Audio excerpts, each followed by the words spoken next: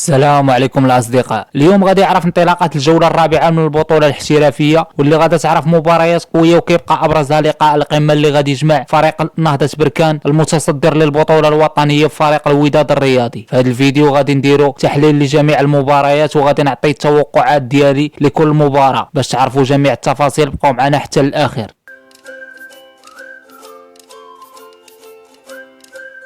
افتتاح الجولة الرابعة غادي يكون بمباراة فريق اتحاد طنجة وفريق يوسفية برشيد. هذا الماتش غادي يكون صعيب على الفريقين بحكم انهم كيحتلوا المراكز الاخيرة في سلم الترتيب.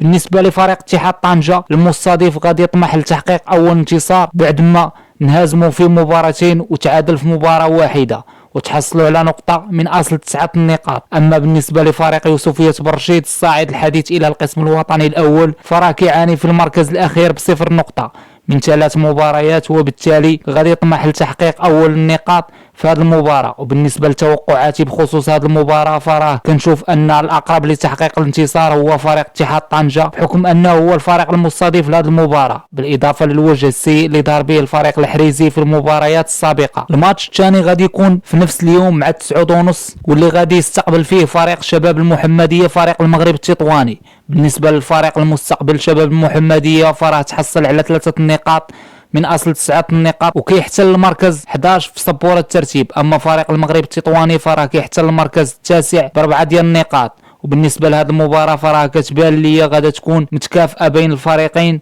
وغالبا غتسالي بنتيجه التعادل، بحكم ان الفريقين بينوا على مستوى متقارب في الجولات الثلاثه الماضيه. المباراه الثالثه غادا تجمع يوم الاحد فريق الرجاء الرياضي مع فريق اتحاد توارقه مع 7 و4. الرجاء تحصلوا في 3 الماتشات على 5 ديال النقاط من فوز و2 تعادلات، وبذلك كيحتلوا المركز السادس. اما فريق التوروقي فراه كيحتل المركز الرابع ب6 ديال النقاط بعد ما استطاع يحقق 2 انتصارات وهزيمه واحده. وبالنسبه لي فراه الفوز غادي يكون لفريق الرجاء الرياضي، بحكم انه هو الفريق المستضيف على ملعبه امام جمهوره، بالاضافه الى الضغط الكبير اللي كيديروا الجمهور الرجاوي على المدرب واللاعبين من اجل تحقيق الانتصار ووقف نزيف النقاط. قمه الجوله الرابعه غادا تكون مساء يوم الاحد مع 9:30، واللي غادي يصادف فيها فريق النهضه البركانيه فريق الوداد الامه الفريق البرتقالي، وهو متصدر سبوره الترتيب بحيث حصد العلامه الكامله 3 الماتشات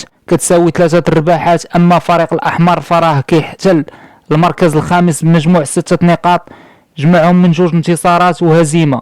وبالنسبه لتوقعاتي لهذا الماتش فراه كنشوف ان فريق وداد الامه غادي يرجع بانتصار من مدينه بركان، والسبب هو ان المدرب ولاعبي الفريق عارفين ان الجماهير الوداديه ما غترضى بحتى نتيجه من غير تحقيق 3 نقاط والاقتراب من المراكز الثلاثه الاولى في سبوره الترتيب. يوم الاثنين غادي يتلعبوا 3 الماتشات. البدايه غادي تكون مع الخمسة، والمباراه اللي غادي يصادف فيها فريق شباب السوالم فريق اولمبيك اسفي.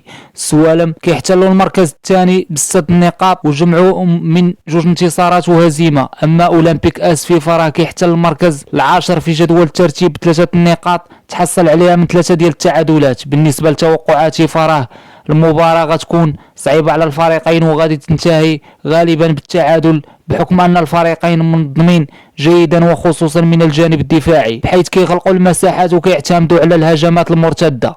المباراة الثانية يوم الاثنين غتجمع فريق مولودية وجدة مع فريق الجيش الملكي، وتوقعاتي لهذه المباراة فراه غتكون فوز لفريق الجيش الملكي، العودة ب3 نقاط من مدينة وجدة للفريق ديالها كيعاني في المركز ما قبل الأخير بنقطة واحدة. أما المباراة الثالثة غادي تجمع فريق نهضة الزمامرة مع المغرب الفاسي مع 9:30، وغالبا غادي يكون انتصار في صالح المغرب الفاسي اللي دار بداية جيدة هذا الموسم تحقيق 5 نقاط من 3 مباريات، بحيث استطاع يحقق انتصار و2 تعادلات دون حصد أي هزيمة حتى الآن. المباراة الأخيرة على هذه الجولة غتجمع يوم الأربعاء فريق الفتح الرباطي مع فريق حسنية أكادير مع 8. الفتح اللي عنده 5 نقاط من أصل فوز و2 تعادلات عنده أسبقية تحقيق الانتصار بحكم الأداء الجيد ديال اللاعبين ديالو والمستوى الهزيل اللي كيقدمه فريق حسنية أكادير اللي تحصل على نقطة واحدة من 3 مباريات. إخوان شكرا على المشاهدة، ما تنساوش تشتركوا في القناة وتفعلوا الجرس باش يوصلكم الجديد، وديروا جيم إلا عجبكم الفيديو. تهلاو.